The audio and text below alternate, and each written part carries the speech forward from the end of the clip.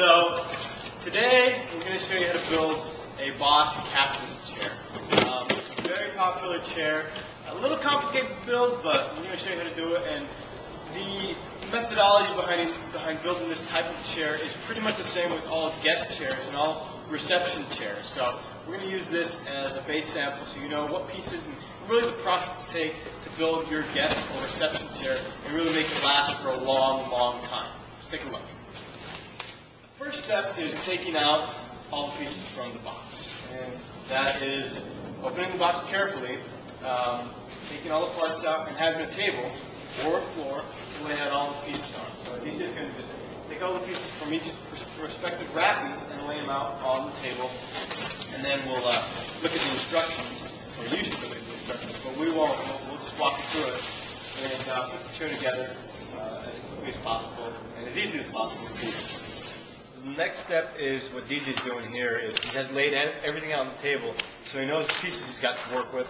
He's breaking apart the pieces of bolts, and he's going to lay them out too as well, just by bolt classification, so he knows what goes where, and it becomes a lot easier to identify the pieces that you need per the instructions. So once he's done with that, we'll take a look at the first step in building the chair, which is putting the side panels together. So the basic things that we're going to need to assemble this chair: a drill and or the handheld bit that comes with the chair, a Phillips bit, and a box cutter.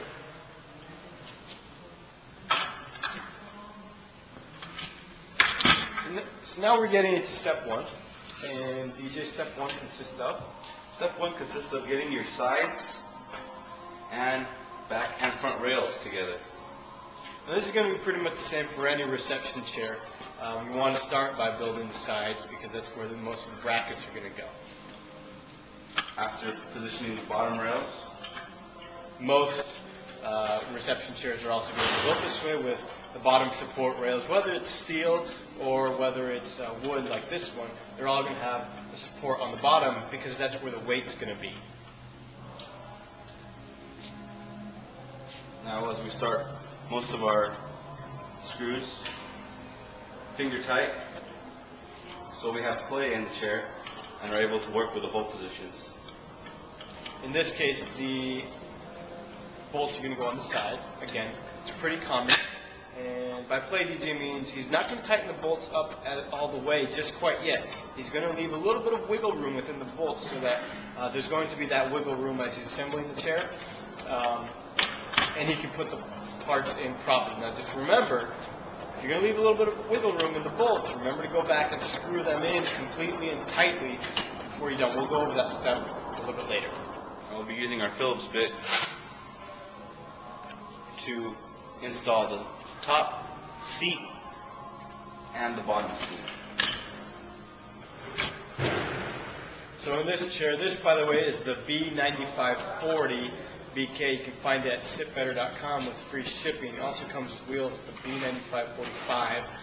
This is the B9540. So you can see DJ's now installing the seat of the chair.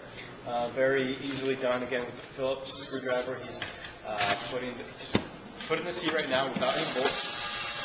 It takes top brackets. A lot of these chairs are going to have a frame. If they're one sled frame chairs, you don't need to be doing this because it's one solid frame. But in this case, this is the separate top, as you can see over here, which we're going to be adding on right now in a second. So you take a look. He's just going to just put it right on top here, align the bolts, and he's going to be screwing the bolts in a second. Let's show you in detail the bolts going. Now lining up the holes with the screw. Again, this is why we always recommend building chairs on a table, so you don't have to be on your knees all the time. Leave play. And you go ahead and repeat the process with all the bolts around the chair, and make sure there's a little bit of wiggle room on all the bolts.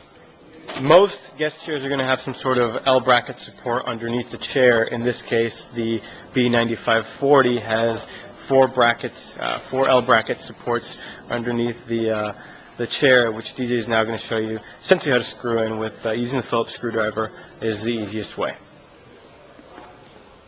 Inserting the center is always preferred. Still leaving play.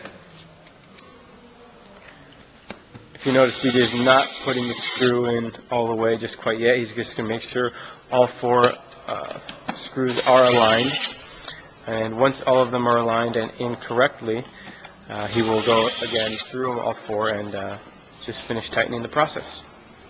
So the last step is to really tighten all the bolts. Now you see DJ is done here putting the chair together, but it's kind of loose. So that's really, we want to leave it loose so we can put the chair together properly. And now he's going to go through and tighten all the bolts using the combination of his Phillips screwdriver and the Allen wrench that he has, because each bolt takes different types of screwdriver. So once you're done with all this, you can just tighten it up and then you're really good to go.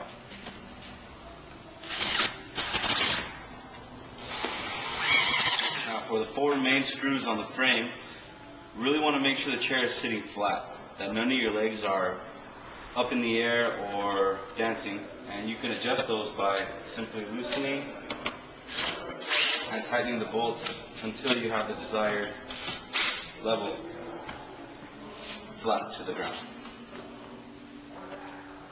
The last step is to put the finishing touches. Some chairs have what's called little accent wood caps, and you just want to put those accent wood caps on.